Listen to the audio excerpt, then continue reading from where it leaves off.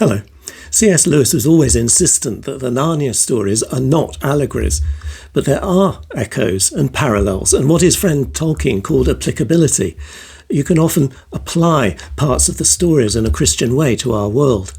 So, for example, let's say we're in the Lone Islands, 3 years into the reign of King Caspian, the 10th of Narnia. And it's for all the world like Palm Sunday, with quite a crowd gathered to cheer the return of the king as he enters the town of Narrowhaven on the island of Doon. The islands have belonged to Narnia since they were given to King Gael, ninth in line from the beginning of the world, and they were given as a reward for slaying the dragon that was persecuting the islanders. They're pretty remote, fairly empty islands with low hills and gentle green valleys and a castle. And when Caspian and his friends land there during their journey to the east in the voyage of the Dawn Treader, things have turned rotten. Another kind of dragon is at work, you might say. You can see it in the way the guards and attendants have become slovenly, and the bolts and bars on the castle gates are rusting. And the tribute payable to Narnia has lapsed, and the islands have become a centre for people trafficking. It is, in fact, the most like our world of any of the places in the Voyage of the Dawn Treader. And there's nothing magical in these chapters.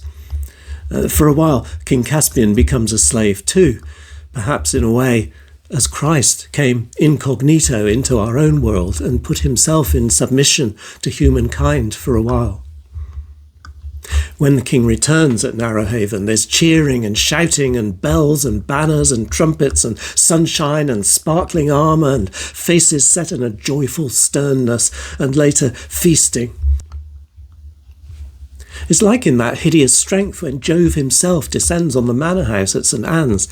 Kingship and power and festal pomp and courtesy shot from him as sparks fly from an anvil. The pealing of bells, the blowing of trumpets, the spreading out of banners are means used on earth to make a faint symbol of his quality. For this was the great Glun Doyasa, King of Kings, through whom the joy of creation principally blows across these fields of Arbor. In The Lion, the Witch and the Wardrobe too, at the coming of the 4 children to Cair Paravel, there are also trumpets and shouts and solemn coronation and singing and feasting and dancing and music and rejoicings and giving of rewards, a faint symbol of kingship.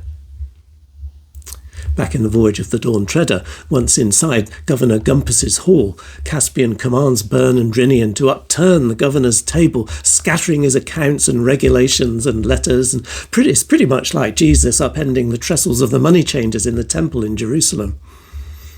Gumpus, silly, bureaucratic, self-interested Gumpus, is ousted from office and from the castle, and replaced as governor by the loyal Bern.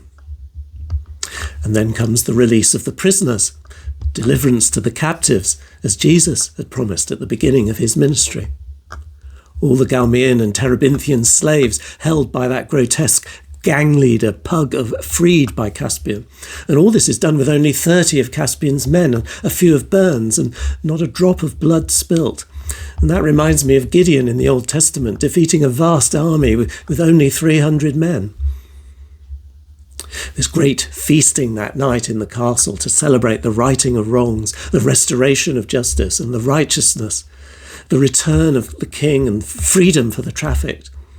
In other words, it enacts the triumphant return of Christ the King. Below the trumpets,